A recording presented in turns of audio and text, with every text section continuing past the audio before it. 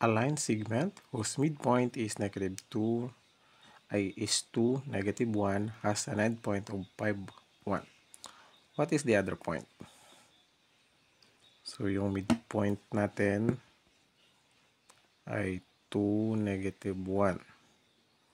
And then, so yung isang endpoint,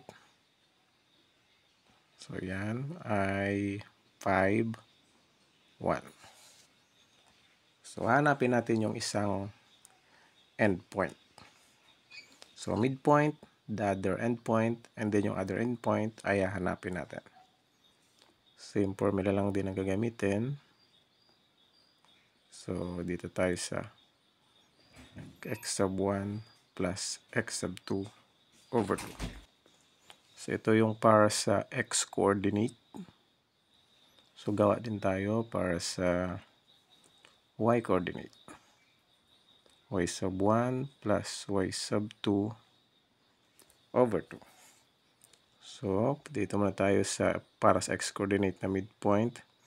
Ito yung x, y, midpoint. Ito yung first endpoint, midpoint, endpoint, x sub 1, y sub 1. So, para dito sa x coordinate na midpoint, meron tayong 2. Ang m ay magiging 2. Yung x sub 1 natin ay 5. So, tama, 5. 5 plus x sub 2 over 2. Then, cross multiply tayo. 2 times 2 and 2 times 2, 4. Ano, dito. 2 times 2, 4. And, so, ito, may 1 yan dyan. 1 times 5 plus x sub 2 is 5 plus x sub 2. And, okay. So, combine like terms natin. So, yung 5, ilipat sa kabila, magiging negative 5. So, x sub 2 natin is 4 minus 1 is equal to negative 1. So, yung sa other endpoint, ang x-coordinate ay negative 1. So, yung y-coordinate naman ang ating hanapin. So, yung midpoint dito na y-coordinate ay negative 1. Ang y sub 1 naman natin ay 1. And, kopyahin lang. So, again, cross multiply. So, yung negative 1, meron yung denominator na 1.